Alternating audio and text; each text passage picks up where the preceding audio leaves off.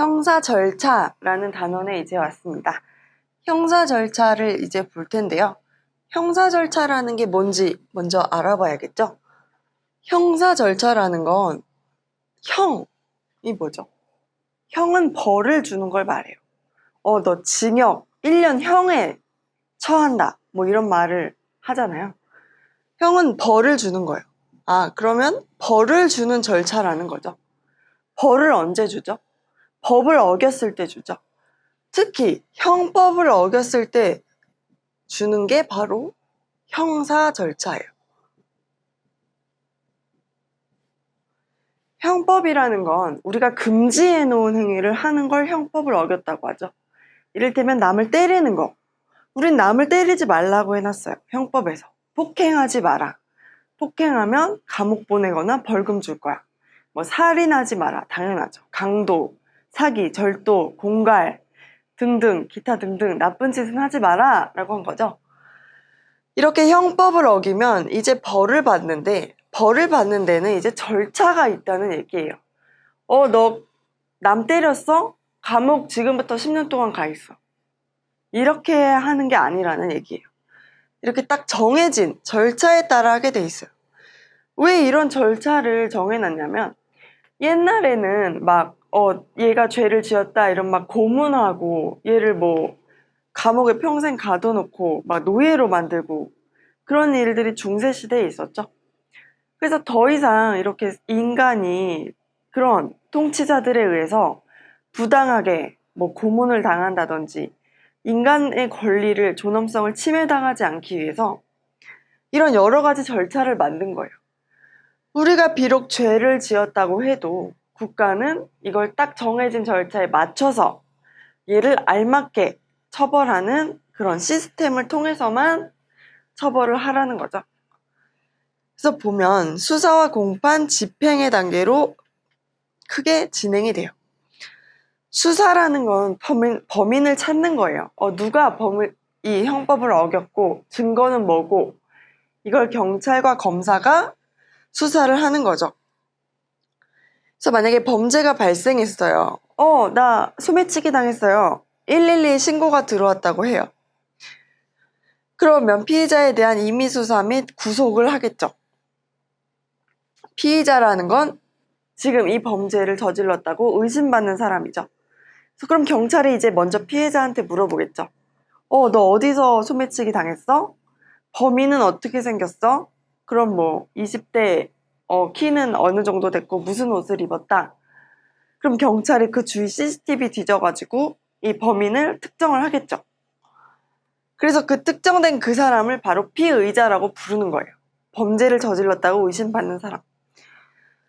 그래서 임의수사라는 건 피의자한테 너 수사에 협조할래? 그래서 피의자의 협조를 받아서 진행하는 수사를 임의수사라고 해요. 자발적으로 조사를 한다는 거죠. 너 그날 몇 시에 어디에 있었어요? 통장에 그날 얼마가 입금됐던데 그 돈은 어디서 난 돈이에요? 뭐 그런 걸 물어보는 거죠. 그 다음에 얘가 확실하고 또 도망갈 것 같으면 하는 게 구속이에요. 미리 감옥에 넣어놓는 거죠. 구속된 피의자 측의 적부심 신청. 구속이 있으면 적부심이 따라오는데 이건 뭐냐면 날 구속한 게 이거 잘한 거냐 못한 거냐를 이 구속된 사람이 한 번 더 물어볼 수 있는 권리라는 뜻이에요. 그래서 이거는 피의자 측만이 할 수 있고 검사나 경찰은 적부심사를 신청 못해요. 구속될 때 하는 게 영장실질심사라고 하거든요. 이건 얘를 구속시킬지 말지를 결정하는 절차예요. 그래서 시험에 많이 나오는 게 구속될 때 하는 게 영장실질, 구속된 다음에 하는 게 적부심.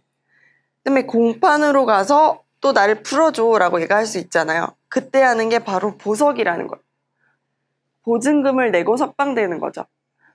그래서 이 보증금은 내가 재판에 쭉 잘 나오고 협조적으로 하면 나중에 찾아갈 수 있는 거고 만약에 내가 도망가면 국가가 보증금을 가지는 거죠. 그래서 이 보석은 수사 단계에서는 못해요. 또 구속 적부심은 공판 단계에서는 못해요. 이 시간적 순서도 잘 알아주시면 돼요.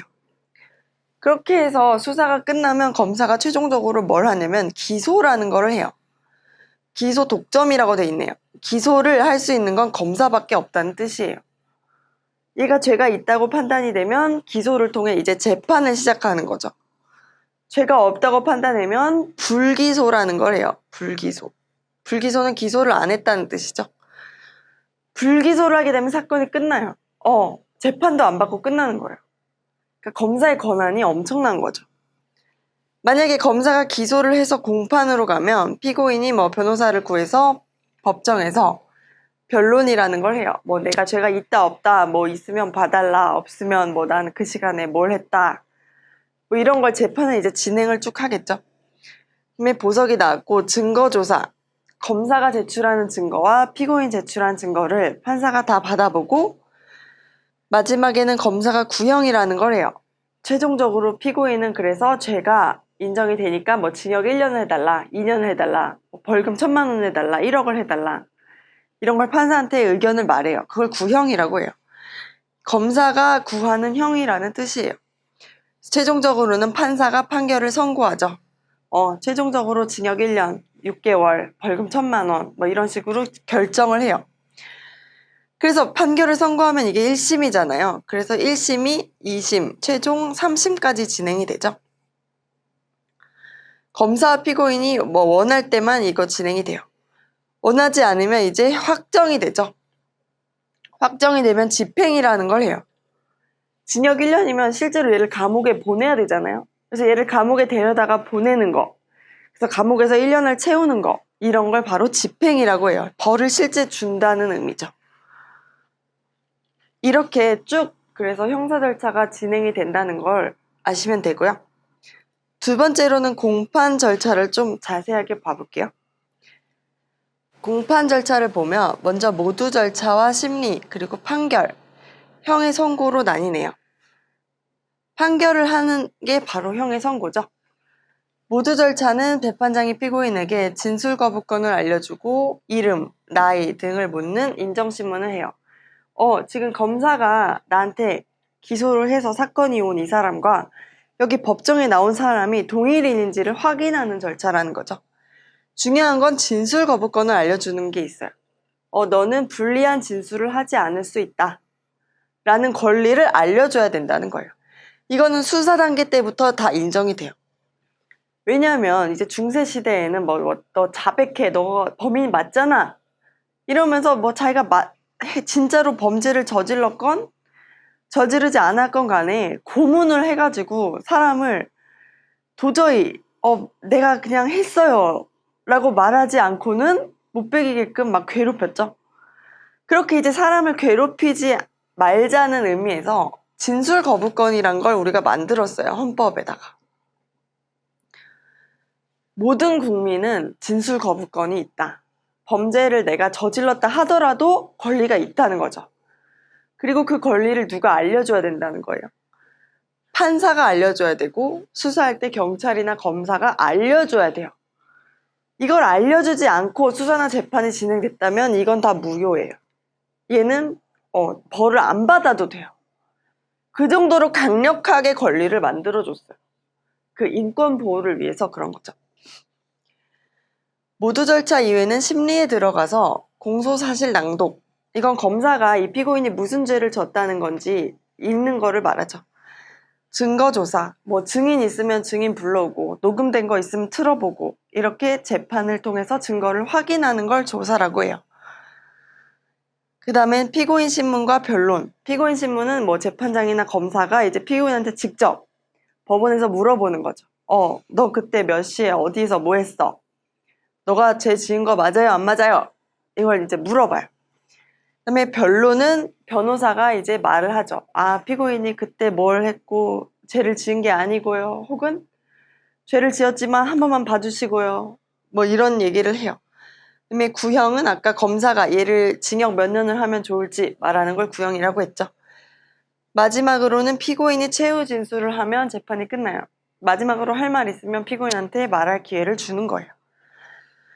재판이 끝나면 판사가 판결이란 걸 하죠. 그래서 얘가 유죄인지 무죄인지를 정하고 유죄라면 형을 얼마로 할지를 정하는 거예요. 유죄 또는 무죄 판결. 유죄는 죄가 있다는 거고 무죄는 죄가 없다는 판결이죠. 그렇게 해서 유죄가 결정되면 이제 형을 선고를 하죠. 어떤 벌을 받을 건지를 판사가 결정한다는 뜻이에요. 저 실형이라는 건 실제로 벌을 준다는 얘기예요. 너 감옥에 가. 지금 당장 가. 이게 바로 실형이에요. 실형이 제일 무서운 거죠. 그 자리에서 바로 끌려가요. 끌려가진 않고 이렇게 교도관을 따라가죠. 이제 교도관과 함께 가야 돼요. 그 다음 집행유예와 선고유예라는 게 있는데, 집행유예와 선고유예는 너 감옥 가 대신에 2년 동안 착하게 살면 지금 당장은 안 가게 해줄게. 그리고 2년이 지나면 더 이상 안 가게 해줄게. 라는 게 집행유예예요. 선고유예도 비슷한 취지에서 하는 건데, 둘의 차이가 뭐냐면은 집행유예는 형 선고의 효력을 상실하는 거예요. 그러니까 이 재판을 했다는 그 사실 자체는 없어지지 않아요. 전과는 남아요. 대신에 내가 벌만 안 받는 거죠. 그걸 바로 형 선고 효력 상실이라고 해요. 이거 외워야 돼요. 왜? 시험에 잘 나오기 때문에. 집행유예는 형 선고 효력 상실. 근데 이것과 비교되는 게 선고유예인데, 선고유예는 징역 1개월 대신에 선고를 유예해 줄게라는 거예요. 그럼 선고를 유예했다는 거는 그 2년 동안 얘가 죄를 안 저지르면 아예 내가 어떤 선고를 했다는 사실조차 없게 해줄게라는 거죠. 그러니까 면소를 간주해요. 소송을 면제시켜 주는 거예요. 되게 좋은 거죠. 그러니까 아주 경미한 죄를 지었을 때 이걸 받을 수가 있어요. 이 두 개의 차이점이 계속 문제에 나오기 때문에 이 형 선고 효력 상실, 면소 이거를 잘 외워놔야 돼요. 무죄 선고라는 거는 이제 죄가 없다는 거죠. 증거가 없거나 범죄가 성립이 되지 않는 경우. 검사는 얘를 범인이라고 주장하는데 판사가 보니까 CCTV에 찍힌 사람이랑 얘랑 뭐 얼굴도 다르고 체격도 달라요. 뭔가 검사가 실수했다고 생각이 들어요. 그러면 무죄 선고를 하게 되죠. 그 옆에 이 개념에 대해서도 중요하니까 한번 짚고 넘어가면요. 고소와 고발이란 게 있네요. 고소는 피해자가 얘를 처벌해주세요 라고 말하는 걸 고소라고 하고요. 고발은 피해자가 아닌 제3자가 범죄를 신고하는 걸 고발이라고 해요. 이것도 문제에 나오기 때문에 누가 하는 건지만 이건 알면 돼요. 피해자가 하는 게 고소죠. 피해자 아닌 사람이 하는 게 고발이에요. 그 두 차이점만 알면 돼요.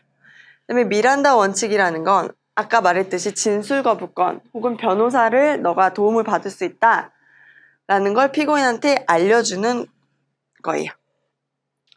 기소와 불기소 처분은 아까 봤었죠. 검사가 재판을 이제 시작하는 걸 기소라고 하고 재판을 안 하겠다라고 하는 걸 불기소라고 해요. 불기소 중에 중요한 게 바로 불기소의 종류에 여러 가지가 있다는 게 있어요.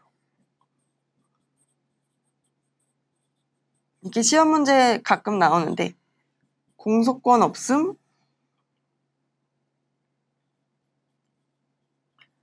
증거 불충분, 기소유예. 실제로는 더 종류가 많지만 시험에 나오는 이 크게 세 가지를 보면요. 공소권이 없다는 건 검사가 얘를 기소를 할 지금 상황이 안 된다는 거예요. 만약에 범죄자가 이미 사망했거나 혹은 공소시효가 지났거나 시효란 건 이 범죄를 재판할 수 있는 그 시효, 유통기한 같은 게 있어요. 두 번째, 증거 불충분은 수사를 열심히 했는데 이 사람이 범인이란 증거가 지금 없다. 그럼 기소를 못 하는 거죠. 검사도 뭔가 확실해야 기소를 해요. 근데 지금 증거가 없으면 증거 불충분 취지의 불기소 처분을 하게 돼요. 그러니까 기소를 못 하는 거죠. 이런 걸 이제 하면 이제 피해자가 미치죠. 증거가 이제 충분한데 검사님이 왜 이러시나. 네. 그 다음 세 번째, 기소유예라는 게 있어요. 이게 시험에 잘 나오는데 기소유예라는 건 얘가 범죄는 인정이 되는데 참작할 만한 사정이 있어서 봐준다. 기소를 유예해 주겠다. 아까 집행유예와 선고유예가 있었죠. 둘 다 봐주는 거였죠. 기소유예는 정말 강력하게 봐주는 거죠. 아예 기소조차 안 해주는 거예요. 정말 좋은 거죠. 검사가 이렇게 큰 권한이 있어요. 그 다음 형의 집행과 가석방이라는 제도가 나오네요. 집행은 실제로 교도소에 가거나 뭐 벌금을 내는 걸 말하죠. 그다음에 가석방은 수감 중인 수용자, 이제 집행을 받는 도중에 좀 더 빨리 석방해 주는 걸 가석방 제도라고 해주는 거죠. 여기까지 보고 이제 다음 개념으로 가보겠습니다. 국민참여재판이라는 게 나오네요. 이게 시험에 잘 나오기 때문에 꼭 알아놔야 돼요. 이게 뭐냐면은 원래 재판은 누가 하는 거죠? 판사가 하는 거죠. 판사가 이제 듣고 증거도 다 보고 얘가 죄가 있는지 없는지도 정하고 죄가 있으면 벌을 얼마나 받을 건지도 정해요. 뭐 벌금 100만 원, 200만 원 한다부터 벌금 100억, 200억 한다. 혹은 뭐 감옥에 1년, 2년부터 감옥 10년, 20년 무기징역, 사형. 판사가 다 할 수 있어요. 정말 센 권력이죠. 그래서 이 판사의 이 너무 센 권력을 통제하기 위해서 국민참여재판이라는 걸 만들었어요. 국민들이 실제 재판에 와서 유죄와 무죄의 의견을 내고 또 벌을 얼마나 주면 좋을지 의견을 내겠다. 판사는 너를 이걸 들어라. 라는 거죠. 사법의 민주적 정당성과 신뢰를 높이고자 함, 국민을 참여시켜서 이제 더 민주적으로 운영하겠다는 거죠. 특징은 지방법원 1심 형사합의부 재판 피고인의 신청에 의해서 이루어진다. 이걸 외워야 돼요. 1심에서만 할 수 있고 형사에서만 할 수 있어요. 그러니까 벌 주는 절차를 형사라고 했었죠. 그때만 할 수 있고 뭐 돈 갚아라 말아라 하는 민사 절차에서는 아직 도입이 안 됐어요. 그 다음에 합의부여야 된다. 중요한 사건이어야 된다는 거죠. 피고인의 신청이 있어야 된다. 피고인이 원하지 않으면 이걸 할 수가 없어요. 이게 다 시험에 나오는 개념이라서 꼭 알아두시면 좋아요. 그래서 법관이 반드시 배심원의 판결을 따르지는 않아도 되는데 배심원의 판결과 다른 판결을 내릴 경우 이유를 판결문에 기재해야 된다. 이것도 중요해요. 무슨 얘기냐면 배심원이 나와가지고 유죄라고 결정을 했어요. 배심원의 결정을 판결이라고 해요. 왜냐면 얘는 투표를 하거든요. 그런데 판사가 생각했을 때는 유죄일 수도 있고 무죄일 수도 있죠. 그럼 판사가 배심원과 똑같이 생각을 했으면 이유를 안 써도 돼요. 배심원이 이렇게 했다. 라고만 하면 되죠. 근데 판사가 배심원의 판결과는 다르게 무죄를 할 경우에는 왜 내가 무죄를 하는지 이유를 써야 된다는 거예요. 이유. 배심원은 유죄라고 했지만 나는 다음과 같은 근거 때문에 무죄라고 생각합니다. 그러니까 조금 이제 통제를 하는 거죠. 미국 같은 경우에는 이 배심원의 의견을 무조건 따르도록 해놨잖아요. 그러니까 우리나라는 이제 이걸 도입하는 과정에서 지금은 조금 약하게 도입을 한 상태다. 이렇게 알고 계시면 돼요. 배심원 자격, 이것도 문제에 나오는데 만 20세 이상이어야 된다. 20살. 이 숫자를 기억해놔야 돼요. 그 다음에 소년 사건으로 넘어가 볼게요. 소년 사건이라는 거는 10살부터 18살까지의 사람이 저지른 사건을 소년 사건이라고 해요. 만약에 10살이 안 됐다, 뭐 2살, 3살 혹은 9살이다 이러면 아무런 것도 할 수가 없어요. 그냥 집에 가라고 해야 돼요. 이 사람들은. 근데 10살이 넘으면 얘는 촉법 소년이 돼서 10살이 이상이라서 보호 처분이 가능해요. 뭐 보호 처분이라는 거는 어디 감옥에 보낸다거나 얘를 벌금을 준다거나 하는 형벌은 아니에요. 형벌과는 구별이 되는데 보통은 뭐 보호자의 감호를 받아라, 감시와 보호를 받아라, 또 어디 가서 수강 명령을 들어라, 아니면은 가장 심각할 때는 뭐 소년원에 가라, 이런 게 보호 처분에 해당이 돼요. 소년. 그런데 14살 이상이 되면 얘는 소년이긴 한데 어른과 똑같이 형벌을 받을 수 있어요. 그래서 얘는 형벌 또는 보호 처분이에요. 이걸 꼭 암기를 해야 되죠. 형벌 또는 보호 처분. 그럼 아까 얘 촉법 소년과 구별되는 건 촉법 소년은 형벌은 안 됐었죠. 보호 처분만 가능. 14살부터는 형벌 또는 보호 처분이 가능. 그러니까 둘 중에 선택해서 한다는 거예요. 그러니까 둘 다 동시에는 안 받아요. 대신에 둘 중에 하나만 받을 수가 있어요. 그 다음에 우범 소년은 우려가 있는 10세 이상 19세 미만이네요. 얘는 아직 뭘 하지는 않았지만 뭔가 위험해 보여요. 그럴 때는 보호 처분을 할 수 있다는 뜻이에요. 여기에서 선도조건부 기소유예라는 게 시험에 잘 나오는데, 이건 기소유예니까 어쨌든 검사가 기소를 안 했다는 거죠. 봐줬다는 건데 조건이 붙었어요. 선도를 받을 걸 조건으로 하네요. 누구한테 가서 뭐 일과 보고하고 교육도 받고 뭐 이런 걸 조건으로 하는 거죠. 이걸 할 수 있는 나이는 14세 이상 19세 미만이에요. 미만이니까 18살까지만 된다라고 알고 계시면 되죠. 이 나이 기준에 대한 게 시험 문제 계속 나오기 때문에 이걸 꼭 알아놔야 돼요. 10살, 14살 미만. 여기는 14살 이상 19세 미만. 여기는 10세 이상 19세 미만. 이걸 알아놔야 문제를 풀 수가 있어요. 문제에 뭐 9살, 13살, 17살, 18살 이렇게 나오니까 이게 어디에 해당하는지를 다 딱딱 찾아서 넣을 수가 있어야 돼요. 이것도 물론 문제를 많이 풀다 보면은 저절로 익게 돼요. 그 다음에 결정전 조사제도도 문제에 가끔 나오는데요. 검사가 소년에 대해서 어떤 결정을 하기 전에는 보호관찰소에다가 이 소년에 대해서 얘가 지금까지 어떻게 살아왔는지 어떤 애인지를 조사를 의뢰할 수 있는 제도라는 뜻이에요. 그러니까 어른에 대해서 하는 건 아니죠. 그러니까 19살 미만인 사람들이 나왔을 때는 이런 제도가 가능하다라고 이제 알고 문제를 푸시면 되겠습니다. 인권보장이라는 이제 개념인데요. 이게 중요해요. 왜냐면 우리가 이런 형사 절차, 수사는 어떻게 하고 재판은 어떻게 해야 되고 이걸 다 만들어 놓은 이유는 인권을 보장하기 위해서예요.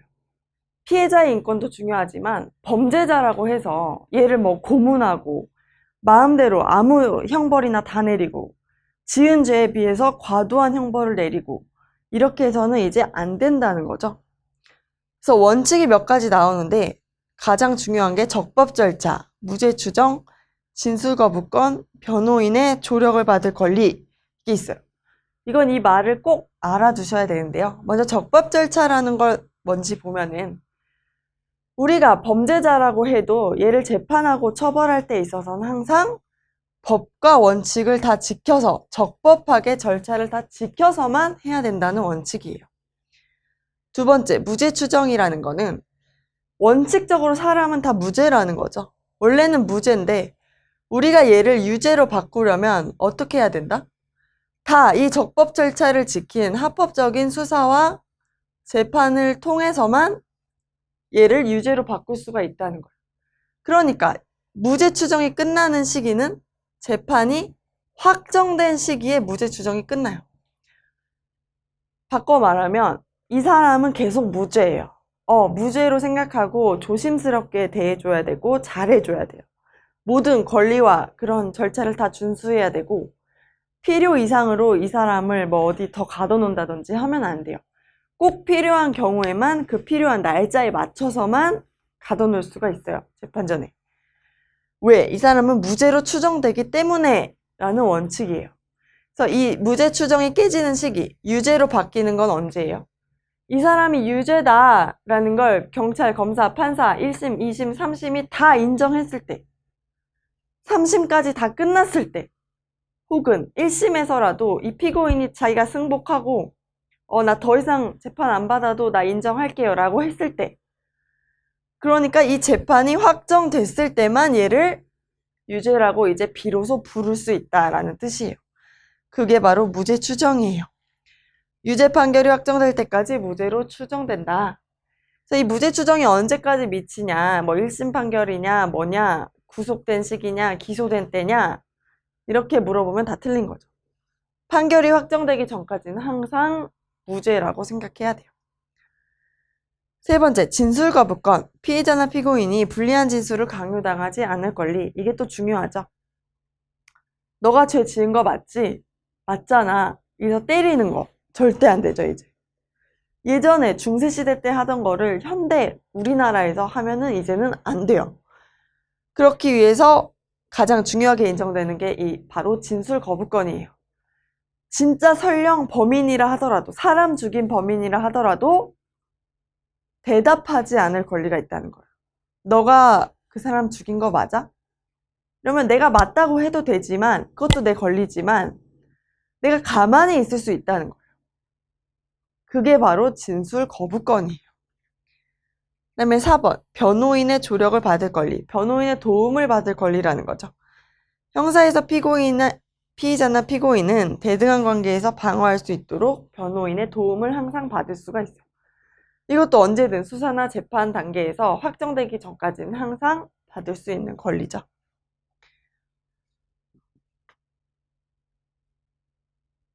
그 다음으로는 인권보장제도를 봐볼게요. 인권보장이라는 건 이제 수사 재판을 받는 피고인의 인권을 최대한 보장해주기 위한 여러 가지 제도가 있죠. 그래서 아까 설명한 대로 구속 영장 실질 심사 제도가 있고 적부 심사 제도가 있고 보석 제도가 있어요. 이 용어가 시험에 계속 나오기 때문에 잘 알아놔야 되는데요. 영장 실질이라는 건 가장 최초에 얘를 구속할지 말지를 결정하는 거예요.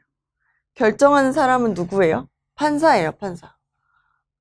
이걸 검사가 결정한다, 검사가 영장을 발부한다 라고 하면 다 틀린 거예요. 그래서 실질 심사를 통해서 영장을 발부하는 사람은 항상 판사예요. 이게 시험에 잘 나오기 때문에 이걸 꼭 알아놔야 되고요. 그다음 두 번째, 실질 심사를 통해서 구속이 됐다면 그럼 구속이 한 번 되면 끝이냐? 그게 아니에요. 한 번은 물어볼 권리가 있어요. 기소 전까지 구속된 피의자가 적법성과 필요성을 심사해 줄 것을 법원에 다시 신청하는 제도예요. 이거는 피의자밖에는 못해요. 검사가 적부심을 청구해 줄 수 있는 건 아니에요. 피의자만 할 수 있어요. 너가 아까 나 구속시켰는데 너 잘못 생각한 것 같아. 한 번만 다시 생각해 줘. 라고 다시 물어볼 수 있는 제도예요. 이게 시간적 순서가 기소 전까지예요. 기소 후에는 못해요. 기소 후에는 보석만 가능해요. 일정한 보증금을 납부하고 석방받는 제도예요. 근데 또 이 보석 제도라는 거는 구속 적부심을 할 수 있는 기소 전에는 못해요. 그러니까 이 시간적 순서를 잘 알아놔야 되죠. 실질 다음 적부심, 그 다음 보석. 보석과 적부심은 기소를 기준으로 갈라진다. 기소를 기준으로 기소 전에는 적부심은 가능, 보석은 불가능. 기소 후에는 적부심은 불가능, 보석은 가능. 이렇게 기계적으로 딱딱딱딱 찾을 수 있어야 돼요. 그리고 가장 최초에 하는 건 영장 실질 심사다. 이렇게 용어를 잘 확인하고 넘어가면 좋고요. 남은 피해자의 권리를 보호하는 제도를 봐볼게요. 먼저 피해자 구조 제도가 있고 배상명령 제도가 있네요. 둘 다 시험에 정말 자주 나오기 때문에 잘 알아둬야 되는데요. 구조 제도라는 건 원래 피해자는 원칙적으로 자기가 칼에 맞았어요. 그래서 병원비 100만 원 냈어요.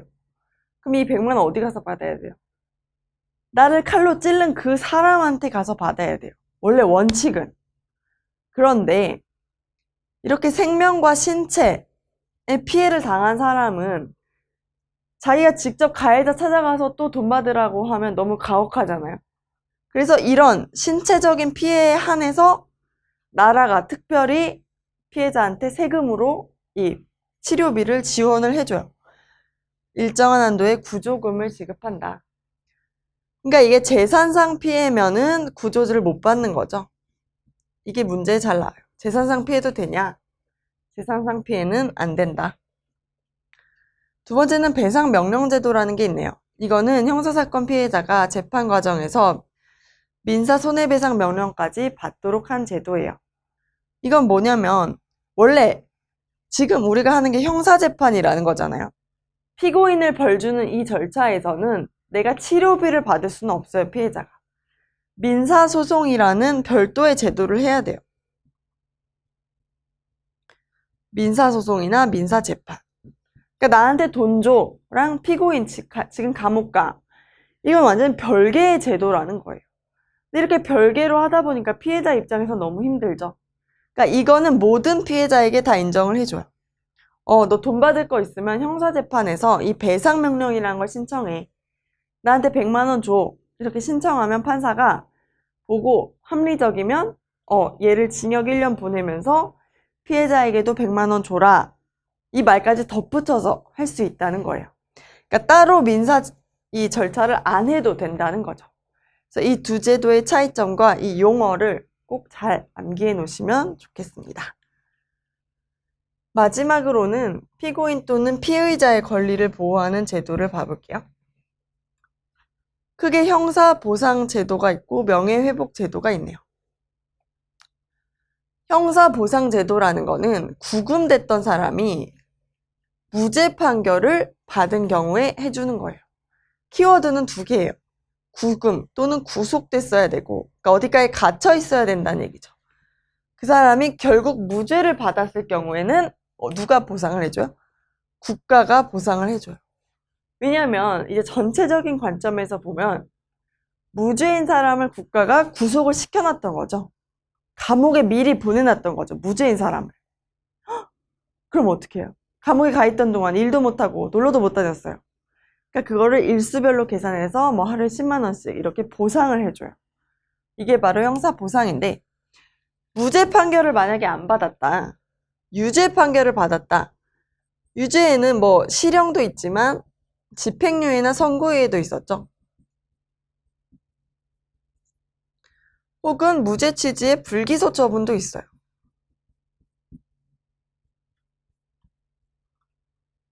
실형이나 집유, 선고유예를 받은 경우에는 이건 유죄에 해당이 되기 때문에 형사보상을 당연히 못 받아요. 다만 무죄 취지의 불기소 처분을 받은 경우에는 이건 무죄니까 보상을 받을 수 있어요. 이걸 꼭 구별해서 알아놓으셔야 문제를 풀 수가 있어요. 마지막으로 명예회복제도라는 건 무죄 판결이 확정된 때 자신을 기소한 검사가 소속된 검찰청에 재판서를 홈페이지에 게재해 줄 걸 청구하는 제도예요. 내가 남을 때렸다는 죄로 재판을 1년간 받았는데 결국 무죄가 됐다. 근데 내가 재판받는 동안 내 주위 사람들이 너 누구 때렸다며?